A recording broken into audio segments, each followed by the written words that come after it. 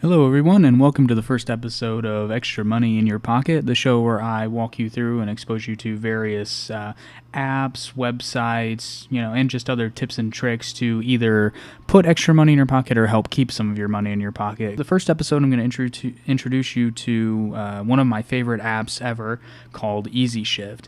EasyShift, in essence, is kind of like a mobile secret shopper. You'll do various jobs on it, and they do range, and they're always a little bit different from location and what you're actually going to be doing. But most of the time, what you're doing is verifying either that a product is on a shelf and priced accordingly, or that like certain display signage is up. Typically, a usual shift consists of you going into a store, finding the product or products that they're looking for. You'll usually take pictures almost every shift. I'm pretty sure every shift I've ever done required at least 2 to 3 pictures. Sometimes you'll do more depending upon what the shift calls for. But like I said, that just varies. Okay, so the first thing you're going to do immediately after you download the app is you're going to register. That includes giving them just your usual information, your name and your email address and stuff like that. One tip is, when you register, just go ahead and use the email address you use for PayPal. And if you don't have PayPal, go ahead and make one before you register, because that's how you get paid, is through PayPal. But the first thing you're going to want to do is take a look at the Anywhere shifts. These, they never pay you, so they're usually just quick surveys, or they're similar. If you've heard of Field Agent, they're similar to the screener jobs, only they're not nearly as common. You don't get paid again, but you do get points, and we'll go over points a little bit later. But you'll have a couple right off the bat, and you'll want to do those because those will help them target other shifts for you to do. Once you get done with the Anywhere shifts, you'll want to go to the main shift screen. Just tap the center button there. The first thing you'll notice is these green dots right here. These are shifts that are available that you can reserve and do. And we'll walk you through how to do that in just a second. The big green dot right there, that is your GPS location, so that you can tell kind of sort of how close, and you can zoom in on the map so you can even see street names. A lot of times I've thought a shift looked really close, and then I zoomed in and realized it was really far away. These gray dots here are shifts that are already reserved by other people, and you'll notice if you tap on one, it'll show you how much time that shift has left. It's kind of misleading because you think it's released immediately. Sometimes it's the next day before it's released, so just keep that in mind. Because when you abandon a shift, there is a 119-minute waiting period before you can go in and re-reserve it. Anybody else can as soon as you abandon it, but you have to wait 119 minutes. So if it's still available after that, you can go back in and get it again, but that's probably not going to happen. And then when you do reserve a shift, it'll go from green to blue, kind of like this. Okay, and if you look up on the right side of the screen, you'll see filters here. All this does is, if you turn off this guy right here, this allows shifts that are reserved by other people on your screen to be shown. You don't have to have this enabled, but I like to have it enabled because if a shift's about to be released, I like to know about it so that I can maybe get in there and grab it if they don't get to it. But you don't have to. You can just have available shifts. It'll make your screen cleaner. If nothing else. And sometimes, too, there will be multiple shifts available at one location, and it doesn't always show up green unless you tap on it. Sometimes it does, sometimes it doesn't. I don't know if it's a glitch or how it works, but just look out for that. And there used to be a list feature that eliminated that problem, but it's no longer available. The next thing you're going to probably look at is your profile page. It's pretty self-explanatory. It has hopefully a picture of yourself if you're not antisocial, and then your rank. As you can see, mine is general manager. Going back to points. That's basically what points do. Is you earn X amount of points depending on what shift you do, and the more points you get, the higher your rank becomes. Once you get to general manager, though, because that's the highest that I know of that you can get. It kind of becomes like, whose line is it anyway? The points don't matter. So, and it's a running gag in the forum. Once you get to general manager, the points don't matter. Now, I'm not sure if you keep accumulating points and then you keep getting different shifts. I know that's what your rank does. The higher your rank is, the more shifts you're eligible for.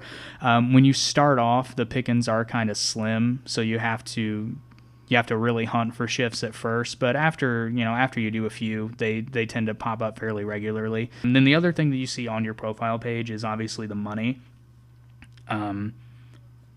it has the total amount of money that you've made in your lifetime at EasyShift, and then it has, weekly, and then within the last 7 days. As you can see, this is going to vary depending on how many shifts you do. But it's kind of a cool reminder. And then the other thing that you'll see is the payments tab. This is just a review of your payments, but it's nice to know what the status of a payment you're waiting on is, because you don't get paid immediately. They have to review the shift and make sure you did everything correctly. Another really cool feature that EasyShift has that a lot of other apps don't is they have a news section, which all this really does is update you on the forum posts and things that you've done. You already know what you did, so it's kind of irrelevant. Honestly, the news feature on the newer app is kind of a pain, because it'll give you alerts and you think it's important, but it's not. It'll just tell you that you reserved this and that shift.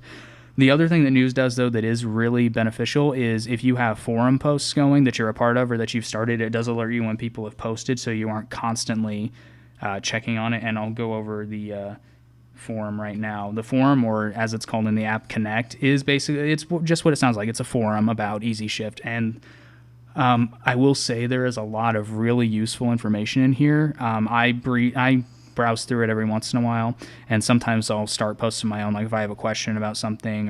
And another really cool feature is they have a lot of apps that people tell you about on here. So check those out, and a lot of those apps that you'll see in there I'll be doing future episodes on. But the other really nice thing about the Connect is, there are a lot of posts from veteran shifters that give you tips and tricks that they had to learn the hard way and that they're giving to you for free. So definitely check out the forum.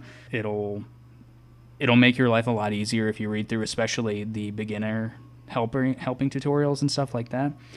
And then you have the leaderboard, which it's just what it sounds like. It's a list of the highest shifters. So this app is it's a very good app. This is probably the app I've made the most money on so far. But this is a case of something where you really do get what you put into it back. So if you're willing to do a little bit of work to get a little bit of money, you're fine. One of the things that I do to kind of make it easier on me and make it worth my while is I won't reserve shifts that are really, really far away.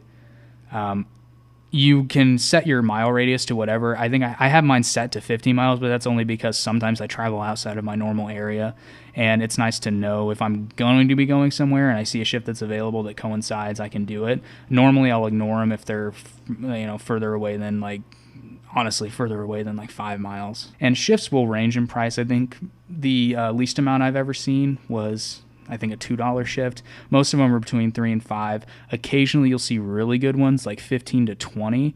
I've only seen a $20 shift once. I've seen a couple of 15s, but I'll warn you, those are time consuming. It's worth it, but make sure you aren't in a hurry, because if it's $15, trust me, you're going to be taking 50 pictures and answering 50 questions. So be ready for that if you accept the $15 shift. Okay, and last but not least, I have a couple of tips for you. Like I said in the beginning, use your PayPal email when you register. It's just speeds up the process a little bit, and you don't risk, delaying or missing out on a payment because your emails didn't match. Another really important thing about EasyShift, and I've just learned this, and this might change because it's just a little bit before people frantically start getting tax time, but the deadline is technically passed. They do not send out a 1099. And your work status on EasyShift is that you are an independent contractor. So keep that in mind. Typically, you do want to report this income to the IRS when you're filing your taxes under your miscellaneous income. So keep that in mind. Luckily, you do have a way to see how much you earned. Like I went through in the payments section, it shows how much you've earned in a various time frame. So keep that in mind.